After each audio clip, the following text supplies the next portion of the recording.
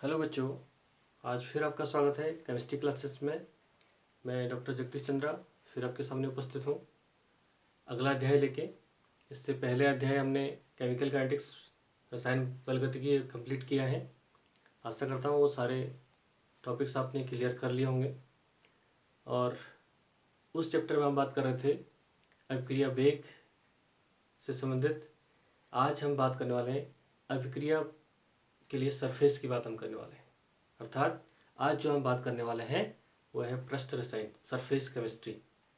तो आइए इस सब्जेक्ट को शुरुआत करने से पहले मैं दो बात आपसे कह दूं कि हमें कोई भी सब्जेक्ट है उसको हमने डेली लाइफ से जोड़ के चलना है। और ये मेरा प्रयास रहता है कि केमिस्ट्री को सरल से सरल बना के आपके सम्मुख प्रस्तुत किया जाए, जिससे आपको इंटरेस्टिंग लगे। और यही बात मैं आज आपसे कहने वाला हूँ कि पृष्ठ रसायन, सरफेस केमिस्ट्री को भी हम बहुत सिंपल से उदाहरण और अपनी डेली लाइफ से जोड़ के अगर उसको देखेंगे तो हमें बहुत आसान लगेगा। और ऐसे सारी केमिस्ट्री को अगर हम डेली लाइफ से जोड़ के देखेंगे तो केमिस्ट्री कठिन होने वाली बिल्कुल नहीं है, बहुत आसान है। और मेरा प्रयास भी रहता है कि इसको बहुत आसान बना के आपके सामने प्रस्तुत किया जाए। तो आइए बात करते हैं अब पृष्ठ रसायन, सरफेस केमिस्ट्री पे। पृष्ठ रसायन, सरफेस केमिस्ट्री, थोड़ा इसकी परिभाषा पे हम देखते हैं। रसायन विज्ञान की वह शाखा जिसमें ठोस द्रव की सतह या अंतरापृष्ठ पर होने वाली परिघटनाओं से संबंधित अध्ययन किया जाता है, पृष्ठ रसायन या सरफेस केमिस्ट्री कहलाती है। Means surface chemistry, surface words मैंने बताया था हर चैप्टर के हेड में उसका राज छुपा रहता है। तो सरफेस से हमें बहुत कुछ समझ में आ रहा है कि सरफेस पर होने वाली परिघटनाएं, तो किसी सतह पर होने वाली परिघटनाएं। और जो हम बात करते हैं अभिक्रियाओं की, तो अभिक्रिया के लिए जो आपका कैटलिस्ट होता है उसके लिए सरफेस बहुत महत्वपूर्ण होता है। और जिससे क्या होती है, अभिक्रियाएं बहुत आसान होती है। जैसे हम कैटेलिटिक इफेक्ट लास्ट चैप्टर में बात कर रहे थे, तो कैटेलिटिक इफेक्ट जो कैटलिस्ट होते हैं क्या देते हैं, अभिक्रिया को सरफेस देते हैं, जिससे रिएक्शन क्या होती है, बहुत आसानी से होती है। तो आज हम बात करते हैं पृष्ठ रसायन की। पृष्ठ रसायन द्वारा कुछ सामान्य परिघटनाओं जैसे कैटलिस्ट जो मैं बात कर रहा था, इस हम आगे बहुत डिटेल में बात करेंगे। कैटेलिसिस, क्रिस्टलीकरण, संसारण मीन्स कोरिजन आदि को समझाया जा सकता है। तो इनको बहुत अच्छे तरीके से हम समझा सकते हैं। इसका उपयोग इंडस्ट्री में, उद्योग में और विश्लेषण कार्य में किया जाता है। ये दो महत्वपूर्ण चीज़ें हैं। आइए अब बात करते हैं पृष्ठ रसायन में दो महत्वपूर्ण पहलू क्या हैं। एक पहलू है अधिशोषण, जिसे हम बोलते हैं एडजॉर्प्शन, ये आपके लिए नया है। लेकिन दूसरा पहलू क्या है, अवशोषण, एब्जॉर्प्शन, जिसके बारे में आप जानते हैं, पहले आपने जरूर इसको पढ़ा होगा, अवशोषण, एब्जॉर्प्शन। लेकिन ये आपके लिए नया है, अधिशोषण, एडजॉर्प्शन। तो बच्चों, जो अधिशोषण और अवशोषण में एक सामान्य डिफरेंस मैं आपको पहले बताता हूँ कि इन दोनों में क्या अंतर है, क्या फर्क है। जो अधिशोषण है, एडजॉर्प्शन है, ये है सरफेस फिनोमिना, मीन्स सतह पर होने वाली घटना। और जो अवशोषण है ये है बल्क फिनोमिना, मीन्स स्थूल पे होने वाली परिघटना। ये पूरे स्थूल और बल्क दोनों में होती है एब्जॉर्प्शन। और ये होता है आपका केवल सरफेस पे या सतह पे हम कह सकते हैं। तो एक उदाहरण से मैं इसको आप समझाऊँ आपको। सपोज हमारे पास ये कोई ठोस है,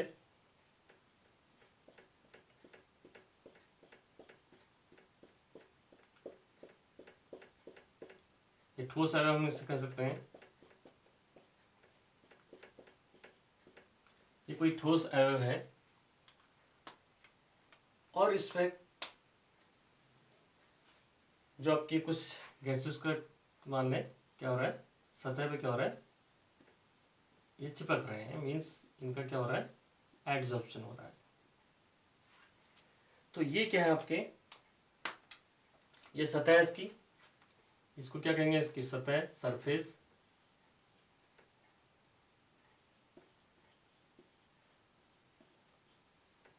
इस की क्या है, सतह है इस ठोस की। और ये क्या है इसका स्थूल, जैसे हम बोलते हैं बल्क, इसे हम क्या बोलेंगे बल्क बोलेंगे।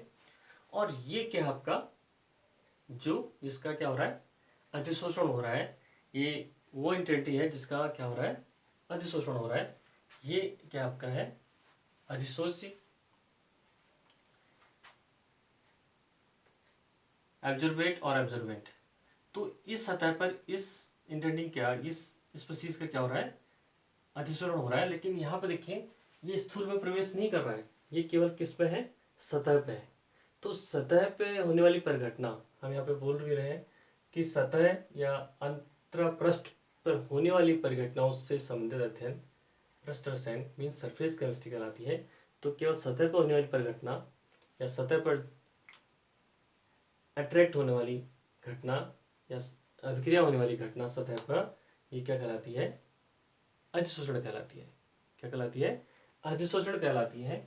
और इसके अगर अपोजिट में देखूं, यहाँ पे क्या है आपका यहाँ पे क्या होगा आपका बल्क में भी, पूरे बल्क में भी क्या होगा आपका अवशोषण होगा। यहाँ पे केवल सतह पर नहीं है, सतह एज वेल एज हम कहते हैं सतह पर भी है और पूरा स्थूल में भी है। तो ये क्या होगा आपका अवशोषण। तो ये बेसिक डिफरेंस है किसमें दोनों में अंतर अधिशोषण और अवशोषण में। तो इसमें हम देख रहे हैं जो अवशोषण है वो क्या है बल्क फिनोमेना है। तो एक बार फिर देख लें इसको, देखिए एडजॉर्प्शन सरफेस फिनोमेना सतही घटना है, जबकि आपका अवशोषण क्या है जिसको हम पहले से जानते हैं अवशोषण, ये क्या है एक बल्क फिनोमेना है स्थूली घटना है। इसमें जो आपके अवयव हैं जो गैस के अणु हैं वो सतह के अंदर हो जाते हैं, मीन्स इसके जालक में वितरित हो जाते हैं। तो एडजॉर्प्शन का एक सिंपल उदाहरण मैं आपको बताता हूँ। जैसे आपका पानी में क्या है कलर है, सपोज आपका पानी में कलर हो गया है, उस कलर को हमने हटाना है तो हम क्या करते हैं कुछ चारकोल पाउडर डाल देते हैं तो आपका पानी क्लीन हो जाएगा। तो जो चारकोल का जो पाउडर है वो पाउडर ने क्या किया उस जो रंजक है जो कलर है उसको अपने में क्या कर लिया एडजॉर्ब कर लिया, जिसे बोलते हैं उसके अपने सतह पर क्या कर लिया उसको एडजॉर्प्शन उसका कर लिया। और हम कह सकते हैं बहुत सारे हमारे पास उदाहरण है जो आपका सरफेस है किसी भी ठोस का, सरफेस पे जो एडजॉर्प्शन जिसका होता है उसे बोलते हैं अधिशोषी एडजॉर्बेट। और जो स्थूल है जो एडजॉर्प्शन करता है उसे बोलते हैं एब्जॉर्बेंट। ये भी हमको ध्यान रखना है। तो इस तरह से हमारे पास बहुत उदाहरण हो सकते हैं, जैसे मास्क, जो डॉक्टर मास्क होता है जिसमें चारकोल होता है, चारकोल की लेयर, तो उसमें क्या होता है जो पॉइजनस गैसें होती है चारकोल में क्या होती हैं एड्जॉर्ब हो जाती है उसकी लेयर पे। और एक समय के बाद हम कहते हैं कि अब ये मास्क क्या हो गया है इसको डिस्पोज करना है, अब ये खराब हो गया है। खराब क्यों हुआ, क्योंकि जो उसकी सतह थी वो पूरी क्या होगी पॉइजनस गैसों से भर गई है। तो अब उसको हम क्या करना पड़ेगा उसको हटाना पड़ेगा। तो इस टाइप की घटना।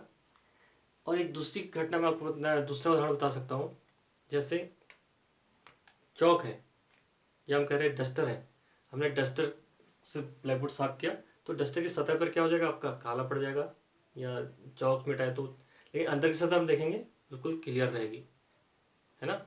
और चौक को हम क्या करें पानी में डूबें और जल्दी से उसको निकाल के तोड़ दें तो अंदर क्या रहता है सूखा रहता है। या हम कर लें मॉइस्चर को सुखाने के लिए हम क्या करते हैं, अगर बहुत सारा मॉइस्चर हो जाता है हम उसमें मॉइस्चर को सुखाने के लिए हम क्या यूज़ करते हैं सिलिका जेल। सिलिका जेल क्या करता है पानी को अपनी सतह पर सोख लेता है। तो ये भी क्या है एडजॉर्प्शन की घटना है।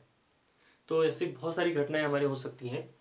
तो अब बात करते हैं, देखिए और जो एब्जॉर्प्शन है ये पूरे जालक में फैलता है, मीन्स पूरे स्थूल में फैलता है। ये कोई सतही घटना नहीं है, ये क्या है बल्क फिनोमिनन है, ये स्थूली घटना है, ये हमको ध्यान रखना है। यहाँ पर देखते हैं तो पहले तो मेन अंतर हो गया है, this is surface phenomena adsorption, absorption is a bulk phenomena. अब बात करते हैं अणुक स्पीशीज का नंबर 2 पॉइंट, अणुक स्पीशीज का किसी ठोस या द्रव के स्थूल की अपेक्षा पृष्ठ सतह पर संचित होना अधिशोषण कहलाता है। तो ये कह रहा है किसी ठोस या द्रव के स्थूल के, ये ठोस हमने मान लिया, सपोज ये ठोस या द्रव भी हो सकता है, इसके स्थूल के बजाय अंदर, झालक के अंदर के बजाय किस पे करता है अपेक्षा, पृष्ठ या सतह पर संचित होता है, तो होना क्या कहलाता है, अधिशोषण कहलाता है किसी अणु स्पीशीज। जैसे हम कह रहे हैं कोई ऐसी स्पीशीज यहाँ पे है, जैसे हम कहते हैं चारकोल के ऊपर अमोनिया गैस क्या हो सकती है, एब्जॉर्ब हो सकती है। तो अब देखते हैं दूसरी एक महत्वपूर्ण है कि जो अधिशोषण की प्रक्रिया होगी, अगर कोई अणु इसके सरफेस पर आ रहा है तो ये घटना क्या होती है, पहले स्पीड होती है, पहले स्पीड होगी जब तक स्पेस, जब तक उसका सरफेस क्या है, खाली है, तो कोई भी गैस के अणु आएंगे तो बहुत जल्दी जल्दी क्या करेंगे, चिपक जाएंगे, बहुत जल्दी जल्दी क्या होंगे, चिपक जाएंगे। और फिर धीरे धीरे इनकी स्पीड क्या हो जाएगी, कम हो जाएगी। क्यों, जब इसका सरफेस कम हो जाएगा तो स्पीड कम हो जाएगी।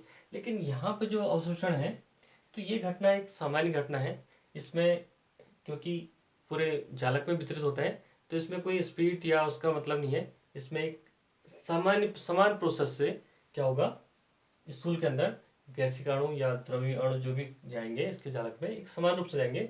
लेकिन इस घटना में अधिशोषण में पहले बहुत तीव्र गति से जाते हैं, फिर ये प्रक्रिया क्या होती है, स्लो हो जाती है। तो ये भी एक दोनों में डिफरेंस से हम बता सकते हैं। नेक्स्ट है वह पदार्थ जो पृष्ठ पर संचित होता है, अधिशोषी या हम इसको कहते हैं एडजॉर्बेट, यहाँ पे दिखाई भी है। ये क्या है, जिस अणु का, जो अणु अधिशोषित होता है, मीन्स वह पदार्थ जो पृष्ठ पर संचित होता है, सतह पर सरफेस पे आता है, उसे हम कहते हैं एडजॉर्बेट या अधिशोषी। तथा जिसके पृष्ठ पर अधिशोषण होता है, जैसे ठोस है इसके पृष्ठ पर अधिशोषण हो रहा है, उसे हम अधिशोषक या एडजॉर्बेंट कहते हैं, या ये कहलाता है। अब बात करते हैं अवशोषण की, वह घटना जिसमें अधिशोषी को मैंने बता दिया, जिस अणु का, जो अणु अधिशोषित हो रहा है, एडजॉर्बेट। अधिशोषक एडजॉर्बेंट, जो द्रव या ठोस जो भी है, स्थूल जिसके पास होता है, एडजॉर्बेंट के अभ्यंतर में प्रवेश कर अधिशोषक के संपूर्ण जालक में वितरित हो जाता है। ये संपूर्ण क्रिस्टल्स में, ये सपोज ये ठोस है, अगर इसको हम ठोस मान लें तो ये क्या है, क्रिस्टल है, तो इसका क्रिस्टल जालक है पूरा, तो इसके अंदर के अधिशोषक के संपूर्ण जालक में वितरित हो जाता है। तो ये घटना क्या होगी, अवशोषण। तो अवशोषण के लिए हम बहुत सारे उदाहरण दे सकते हैं, जैसे सोखता कागज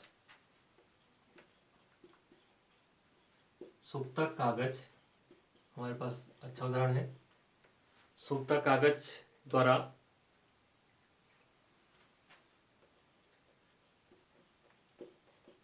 स्याही का अवशोषण, एक सिंपल घटना है, एक उदाहरण हमारे पास है। जैसे सोखता कागज हमने लिया, सोखता कागज, और उसको स्याही के ऊपर डाल दो, स्याही पूरी अपने ऊपर क्या कर लेगा, एब्सॉर्ब कर लेगा। तो ये होगी आपकी अवशोषण की घटना। तो अब देखते हैं इन दोनों के अलावा, एड्सॉर्प्शन, एब्जॉर्प्शन, अधिशोषण, अवशोषण के अलावा एक तीसरी घटना भी हमारे संज्ञान में है, जो होती है वो होती है शोषण, सॉर्प्शन जिसे हम बोलते हैं। अब ये सॉर्प्शन क्या है, इस सॉर्प्शन जब ये दोनों क्रियाएं साथ साथ हो जाती हैं तो सीधे क्या कहलाता है, सॉर्प्शन कहलाता है। फिर वो ना एड्सॉर्प्शन रहेगा ना एब्जॉर्प्शन रहेगा, वो क्या हो जाएगा फिर सॉर्प्शन, जिसमें दोनों प्रक्रिया साथ साथ हो जाती हैं। यदि किसी प्रक्रिया में अवशोषण व अधिशोषण मीन्स एड्सॉर्प्शन एब्जॉर्प्शन दोनों प्रक्रियाएं होती है, शोषण या सॉर्प्शन कहलाती है। इसका उदाहरण मैं यहाँ पर, जैसे उदाहरण हम दे सकते हैं, हाइड्रोजन गैस को चारकोल व पैलेडियम के संपर्क में लाने पर। तो जैसे चारकोल के संपर्क में हम क्या लाते हैं, हाइड्रोजन गैस लाते हैं, या हाइड्रोजन गैस को पैलेडियम के संपर्क में लाते हैं, तो पहले हाइड्रोजन का क्या होता है, एड्सॉर्प्शन होता है, मीन्स अधिशोषण होता है। और जब बहुत देर तक क्रिया होती है तो हम देखने को मिलता है, तो जो हाइड्रोजन गैस है वो उसके स्थूल में बल्क में भी क्या कर जाती है, प्रवेश कर जाती है। तो दोनों की क्रिया होगी, अधिशोषण भी हो गया, अवशोषण भी हो गया। वैसी एक और जो आप घर में भी इसको आप आजमा सकते हैं। अगर कोई चौक है तो हम देखते हैं चौक को अगर स्याही में डुबें, चौक को अगर सपोज ये चौक हमारे पास है, अगर इसको हम क्या करें, स्याही में डुबो दें, और स्याही में डुबो के जब कोई भी इंक, ब्लू इंक, जो भी इंक है, जैसे हम डुबो के और तुरंत निकाल दें और फिर इसको तोड़ें, तो तोड़ने के बाद बाहरी सतह तो हमें दिखेगी कि वो कलर लग गया इस पर, रंजक, लेकिन हम अंदर देखते हैं कि क्या रहता है, बिल्कुल वाइट रहता है, सूखा रहता है। अगर इसको हम क्या कर दें, ओवरनाइट या 24 घंटे 20 घंटे तक इसको स्याही में डुबे ही रखेंगे, तो तब हम देखेंगे चौक अंदर तक क्या हो गई, नीली पड़ गई है, वो स्याही अंदर तक चली गई है। तो इसका मतलब इसमें क्या हो रही है, सॉर्प्शन हो गया है। वैसे हम देखते हैं हाइड्रोजन गैस, जो हाइड्रोजनेशन क्रिया हमने पढ़ा है, निकल कैटलिस्ट की पॉजिटिव होता है।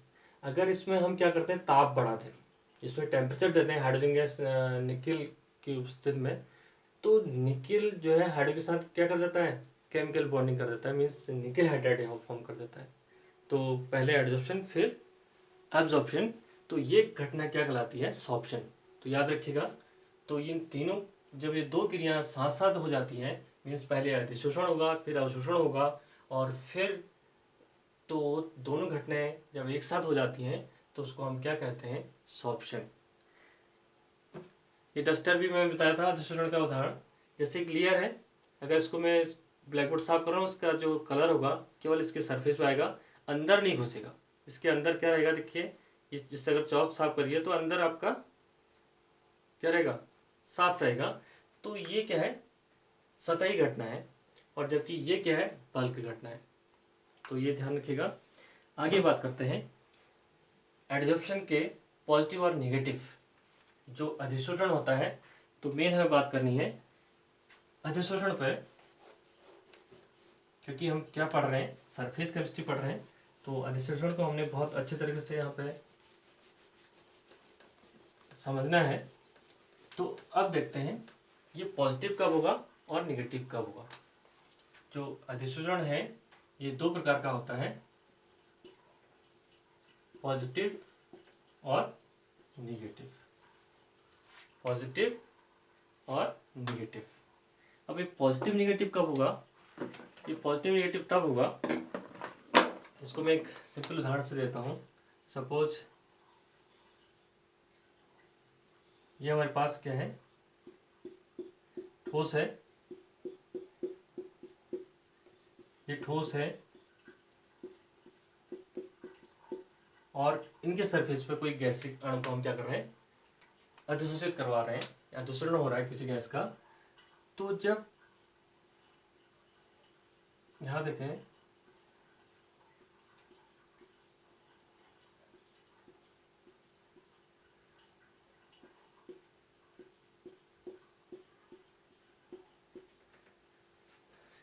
जब क्या होगा, अधिशोष्य की सांद्रता पृष्ठ पे, सतह पे अधिक होगी, ये क्या आपका अधिशोष्य है, एडजॉर्बेट है।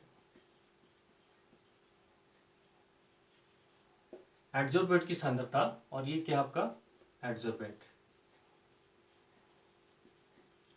ये क्या आपका स्थूल क्या है, ये एडजॉर्बेंट है, जो ये रेड कलर का आपको दिखाई दे रहा है, और जो ये ब्लू कलर का दिखाता रहा है ये क्या आपके एडजॉर्बेट है, मीन्स अधिशोष्य है। जब अधिशोष की सांद्रता सतह पे अधिक होती है और एडजॉर्बेंट जो आपका स्थूल पे बल्क में मिनिमम होती है या होती ही नहीं है, तो वो अधिशोषण क्या कहलाएगा, पॉजिटिव अधिशोषण कहलाएगा। लेकिन अगर ये घटना अपोजिट हो जाती है, यहाँ पे सतह पे है लेकिन जो सांद्रता होगी किसकी, एडजॉर्बेट की सॉरी, वो स्थूल में ज़्यादा हो जाती है, स्थूल में बहुत ज़्यादा चली जाती है, तो ये क्या कहलाएगी, नेगेटिव अधिशोषण। तो यहाँ पर अधिशोषण सतह पर हुआ, लेकिन सतह पे उनकी सांद्रता क्या है, किसकी, एडजॉर्बेट की कम है बजाय बल्क की। तो बल्क में सांद्रता बढ़ गई और पृष्ठ पे कम हो गई, तो इसको कहेंगे हम नेगेटिव अधिशोषण। अधिशोषण नेगेटिव, अधिशोषण पॉजिटिव। अब बात करते हैं अधिशोषण में हम आगे पढ़ेंगे कि अधिशोषण, भौतिक अवशोषण और रासायनिक अधिशोषण। भौतिक अवशोषण, और इस पे बात करते हैं भौतिक फिजिकल एडजॉर्प्शन और केमिकल एडजॉर्प्शन। तो अब बात करते हैं हम अधिशोषण के प्रकार, means adsorption, type of adsorption. बहुत महत्वपूर्ण पॉइंट है और एग्जाम में कई बार इसमें डिफरेंस 2 मार्क्स में आता है। तो अगर हमें अधिशोषण समझ में आ गया, एडजॉर्प्शन समझ में आ गया है, तो इसके अंतर को भी हम बहुत अच्छी तरह से समझ पाएंगे। अब बात करते हैं कि अधिशोषण के प्रकार के। तो पहला प्रकार क्या है, भौतिक अवशोषण। दूसरा क्या है, रासायनिक, means physical adsorption, chemical adsorption. तो भौतिक अवशोषण जो ये प्रकार है, थोड़ा सा मैं इसको क्लियर कर दूं, तो ये प्रकार किस आधार पर है, ये है जो अधिशोष्य और अधिशोषक, मीन्स एडजॉर्बेट और एडजॉर्बेंट के बीच में जो आकर्षण बल है, उनके मध्य आकर्षण बलों के आधार पर इस प्रकार को हम जानेंगे, समझेंगे। अब बात करते हैं फिजिकल एडजॉर्प्शन। जो फिजिकल एडजॉर्प्शन है, तो फिजिकल एडजॉर्प्शन मीन्स जो फिजिकली इंटरेक्ट हो कोई किसी की सरफेस पर और उसको हम आसानी से क्या कर लें, अलग कर लें। तो इसी से हम एक बात इसमें बता सकते हैं, इसमें एक दुर्बल बल जिसे हम कहते हैं वैन-डर-वाल्स बल्स, आपने सुना होगा 11th में।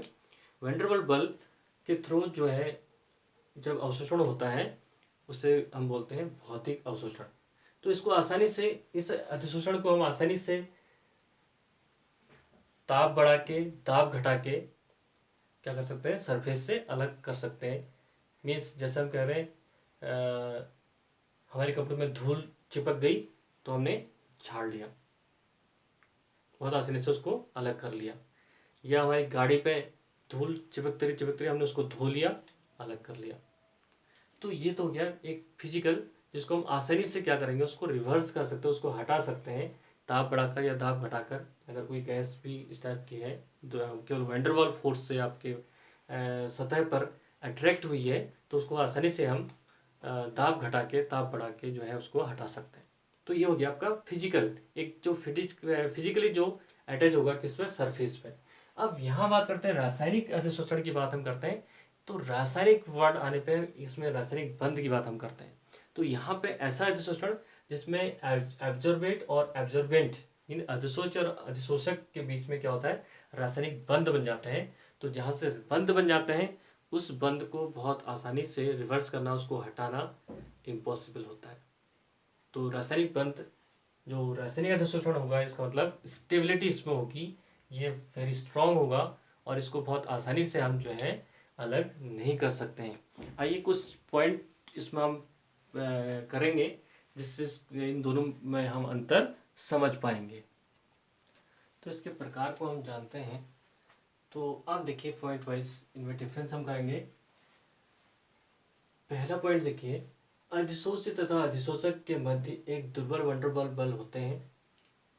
तो ये दुर्बल बल को हम यहाँ पे दिखाने की कोशिश कर रहे हैं। अधिशोष मीन्स एब्जॉर्बेट और एब्जॉर्बेंट के मध्य, इसको हम इजीली इसको झाड़ भी सकते हैं और ये केवल सतह पर रहेगा। अब यहाँ पे ये भी सतह पर रहेगा, लेकिन यहाँ पे अधिशोष्य और अधिशोषक के मध्य एक प्रबल रासायनिक बंध बन जाता है। जैसे हम यहाँ पे दिखा रहे हैं, ये क्या करते हैं, सतह पर बॉन्डिंग कर लेते हैं, एक बंध बना लेते हैं, जिसके कारण क्या बनेगा, एक उत्पाद बन जाता है, नया उत्पाद बन जाता है। इसको रिवर्स करना भी मुश्किल होता है।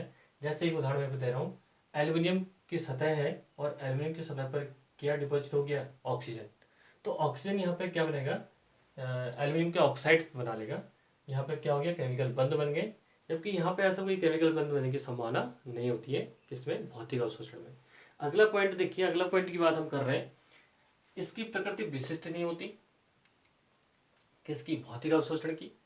मीन्स किसी भी सतह पर कोई भी गैस आके बैठ जाएगी, कोई भी धूल के कण किसी भी सतह पर किसी की सतह पर भी बैठ जाएंगे, कोई स्पेसिफिक नहीं है, मीन्स विशिष्ट नहीं है। लेकिन इसमें एक ही विशिष्ट हम नहीं है, लेकिन थोड़ा जो हम कहेंगे जो गैस है, जो गैसें द्रवित हो जाती हैं वो आसानी से क्या हो जाती है, एडजॉर्प्शन उनका हो जाता है।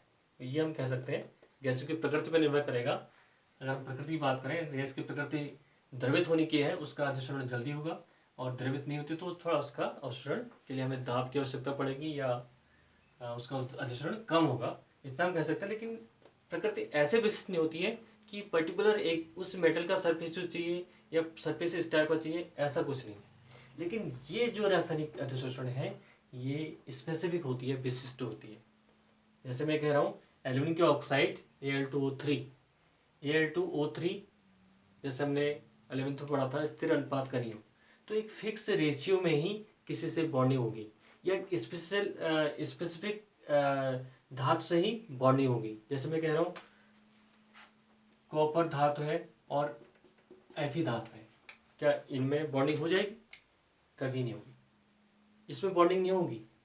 इसलिए हम ये कह रहे हैं जो रासायनिक अधिशोषण है स्पेसिफिक होता है किसी स्पेशल धातु में ही, किसी अन्य जो एब्जॉर्बेट का और एब्जॉर्बेंट स्पेसिफिक होते हैं तभी वो क्या करते हैं, रासायनिक बंध बनाते हैं।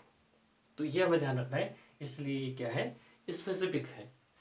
कौन? रासायनिक अधिशोषण। अगले पॉइंट की हम बात कर रहे हैं भौतिक अवशोषण। भौतिक अधिशोषण मीन्स फिजिकल एडिजॉर्प्शन। यहाँ उत्प्रेरणिक प्रक्रिया है। जैसे कि मैंने बताया कि अगर कोई गैस किसी सरफेस पे डिपॉजिट हो जाती है तो ताप बढ़ा के या हम दाब कम करके उसको आसानी से हटा सकते हैं। इसका एक सिंपल और उदाहरण दे सकते हैं। जैसे आपकी गाड़ी बहुत दिन से रोड पर चल रही है तो धीरे धीरे क्या हो जाती है, उस पर धूल चिपकती जाती है और क्या हो जाती है, गंदी हो जाती है। तो उसको हम क्या करते हैं, वॉश कर लेते हैं और अब फिर से गाड़ी क्या होती है आपकी क्लीन हो जाती है। तो मीन्स उसको हमने धूल को अलग कर लिया, चाहे धूल की उस पर कितनी लेयर एडजॉर्ब हो गई हैं, चिपक गई हैं, लेकिन उसको हम हटा सकते हैं। लेकिन रासायनिक जो आपका केमिकल एडजॉर्प्शन है यह अनुत्क्रमणीय प्रक्रिया है, यहाँ पर ऐसा नहीं होता है। अब यहाँ पे एल्यूमिनियम के सरफेस पे जब इसका ऑक्सीकरण हुआ तो एल्यूमिनियम ऑक्साइड बन गया, तो इसको हम फिर से एल्यूमिनियम नहीं बनना है, इसमें न्यू प्रोडक्ट आपके बन जाते हैं। जब क्या होता है, रासायनिक अधिशोषण होता है, रासायनिक, क्योंकि इसमें एक केमिकल बंध बन के एक नया उत्पाद बन जाता है। तो आइए अगले पॉइंट की ओर चले। अगला पॉइंट है हमारा, अब देखते हैं अगला पॉइंट। अगला पॉइंट हमारा है यह उत्क्रमणीय प्रक्रिया है, जबकि यह क्या है, अनुत्क्रमणीय प्रक्रिया है। उत्क्रमणीय और अनुत्क्रमणीय का एक उदाहरण मैं समझाता हूँ। यह उत्क्रमणीय इसलिए है कि ये केवल सरफेस पे अटैच होती है। जैसे हम कह रहे हैं आप कपड़े पहने लगातार, आपके कपड़े गंदे होते जा रहे हैं, तो उसके एक लेयर, दूसरी लेयर, तीसरी लेयर, उसके बाद एक लेयर उसके ऊपर आती जा रही है। हमने धोया तो साफ हो गया। वैसे ही गाड़ी के ऊपर मिट्टी की परत लगती जा रही है और बहुत दिन के बाद हमने उसको धोया, साफ कर लिया। तो ये उत्क्रमणीय प्रक्रिया है। जबकि ये जो है अनुत्क्रमण प्रक्रिया है। यहाँ पे कोई केवल फिजिकल अटैचमेंट नहीं, यहाँ पे क्या है, रासायनिक बंध बनते हैं जो एक नया प्रोडक्ट बना देते हैं। तो रासायनिक बंध को हम आसानी से ऐसे धो के ऐसे करके अलग नहीं कर सकते, इसलिए इसमें जब से एक बार रासायनिक बंध बन गया उसको हम रिवर्स नहीं कर सकते। अगले पॉइंट की बात हम करते हैं, इसमें बहुआणुविक सतह बनती है। जैसे मैं कह रहा हूँ कि आप कपड़े पहनते हैं, महीने भर शर्ट को पहनिए और आपकी शर्ट क्या हो जाएगी, बिल्कुल काली पड़ जाएगी। उसमें जो धूल के कण हैं, गंदगी के कण हैं, वो जमते जाएंगे। वैसे ही किसी मेटल सरफेस को आप छोड़े रखिए, उसकी इतनी मोटी लेयर आपकी लग जाती है। या किसी घर में आप झाड़ू मत लगे, बिल्कुल किसी आर्टिकल्स में देखिए आप, या किसी बॉक्स के ऊपर इतनी मोटी धूल की परत जम जाती है। तो वही चीज़ है। तो ये एक परत के ऊपर दूसरी परत, इसमें दूसरी परत, तीसरी परत, ये परत बढ़ सकती है किस इसमें, भौतिक अवशोषण में। लेकिन यहाँ पे परत सिंगल रहेगी, एक आणविक सतह बनी रहती है। इसमें यहाँ पे ऑक्सीजन लेयर, ये सरफेस आपका पूरा हो गया तो इसके ऊपर ऐसा नहीं कि ऑक्सीजन की दूसरी लेयर भी चढ़ जाएगी। एक बार ऑक्सीजन ने बंद एल्यूमिनियम से बना लिया तो ऐसा नहीं कि दूसरा ऑक्सीजन इसके ऊपर आके फिर बंद बना दिया, ऑक्सीजन के ऊपर फिर बंद बना दिया, ये पॉसिबल नहीं है।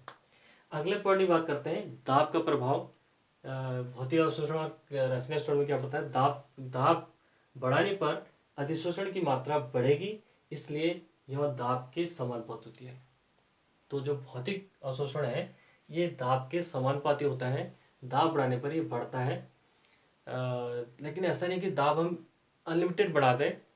एक कंडीशन ऐसा है कि तो जो दाब हो जाएगा सैचुरेट हो जाएगा, तो उसके बाद अधिशोषण होना बंद हो जाएगा। कि अधिशोषण किस पे निर्भर करता है, सरफेस पे निर्भर करता है। तो एक सरफेस की लिमिट तक ही दाब बढ़ाने पर आपका क्या होगा, अधिशोषण होगा। उसके बाद ऐसा नहीं कि फिर दाब बढ़ाते रहें तो और हो जाएगा। तो इतना हम कह सकते हैं कि जो भौतिक अवशोषण है दाब के समानुपाती होता है। लेकिन यहाँ पर दाब बढ़ाने पर कोई सीधा प्रभाव नहीं पड़ता, क्योंकि यहाँ पे क्या बनते हैं, केमिकल बंद बनते हैं, तो दाब का सीधा सीधा कोई प्रभाव नहीं पड़ता है। अब बात करते हैं ताप का प्रभाव। ताप यह दाब के समानुपाती होता है तो ठीक है। कम ताप पर, अगर ताप कम है तो भौतिक अवशोषण बहुत तेजी से होता है। लेकिन ताप बढ़ाने पर क्या होगा, ताप बढ़ाने पर जो चिपके मॉलिक्यूल्स होते हैं भागते हैं, सतह से भाग जाते हैं। मीन्स ताप कम ताप पर तेजी से होता है, लेकिन उच्च ताप पर यह घट जाता है। कौन, फिजिकल एडजॉर्प्शन।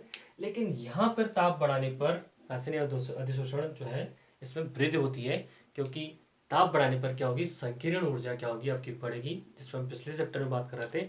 और संकीर्ण ऊर्जा बढ़ेगी तो क्या होगा, ताप बढ़ाने पर संकीर्ण ऊर्जा जो होगी इस अभिकारकों की वो अचीव करेगा जल्दी से। ताप बढ़ाने पर संकीर्ण ऊर्जा को क्या करेगा, अचीव करेगा। जो एनर्जी बैरियर को उसको जल्दी से पकड़ेगा, तो क्या होगा, ताप बढ़ाने से अधिशोषण जल्दी होगा, उसमें वृद्धि होगी। अगला पॉइंट है हमारा, अगला पॉइंट देखिए, अगला पॉइंट है हमारा इसमें ऊष्मा का मान। अगर अधिशोषण ऊष्मा की बात हम करते हैं, भौतिक अवशोषण ऊष्मा की बात करते हैं, भौतिक अवशोषण में के लिए इसका मान होता है 20 से लेकर 40 किलो जूल पर मोल्स। तो यहाँ पे जो भौतिक अवशोषण में ऊष्मा का मान है वो कम है, जबकि रासायनिक अधिशोषण में ऊष्मा का मान क्या होता है, अधिक होता है, 80 से 240 किलो जूल पर मोल्स। तो आइए अगले पॉइंट पे हम बात करते हैं। अब बात करते हैं नेक्स्ट पॉइंट, भौतिक अधिशोषण संकीर्ण ऊर्जा का मान कम होता है, क्योंकि इनके बीच कोई रासायनिक बंध नहीं होता है।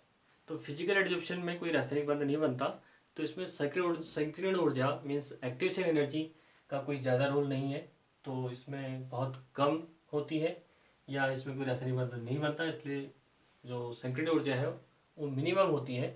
लेकिन अगर हम केमिकल एडजॉर्प्शन की बात करते हैं, इसकी संकीर्ण ऊर्जा का मान उच्च होता है, क्योंकि यहाँ पे केमिकल बंध बनते हैं। तो केमिकल बंध की जो संकीर्ण ऊर्जा डेफिनेट क्या होगी, उच्च होगी। वो किस पे निर्भर करेगी, जो अभिकारक हैं उन पर निर्भर करेगी, उनकी केमिकल एक्टिवेशन एनर्जी कितनी होगी। अगला लास्ट पॉइंट हमारा है, पृष्ठ का क्षेत्रफल बढ़ाने पर यह बढ़ता है, और यह भी पृष्ठ के क्षेत्रफल बढ़ाने पर बढ़ता है। तो ये दोनों के लिए सेम कंडीशन आ रही है। ये हमने पहले भी आपसे बात करी थी कि जैसे जैसा सरफेस, क्योंकि जो अधिशोषण है, जो एडजॉर्प्शन है, वो सरफेस फिनोमेना है। जितना बड़ा सरफेस मिलता है उतना अधिशोषण ज़्यादा होता है। उतना अधिशोषण क्या होता है, ज़्यादा होता है।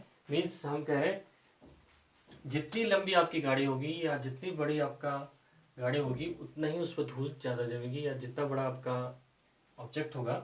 जैसे यहाँ पे कर लें, जितना आपका सरफेस बढ़ेगा, जितना आपका सरफेस बढ़ेगा,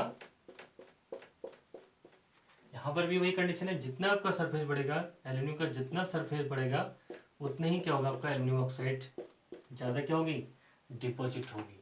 उतनी ही ज़्यादा एल्यूमिनियम ऑक्साइड क्या होगी, यहाँ पे डिपॉजिट होगी। तो इतना फर्क है। इसमें केवल एक लेयर इसमें बनेगी, एक सतह बनेगी, लेकिन इसमें मल्टी लेयर बन सकती हैं। लेकिन जितना बड़ा सरफेस होगा, जितना क्षेत्रफल बढ़ेगा, उतना ज़्यादा क्या होगा, आपका एडजॉर्प्शन बढ़ेगा।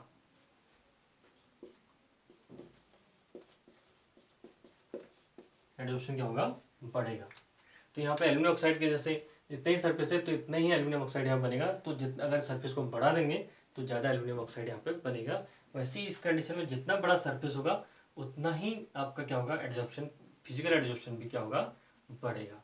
तो आशा करता हूँ आज के लिए इतना फर्स्ट इंट्रोडक्शन और ये अधिशोषण के बारे में हमने आपको जानकारी दी है।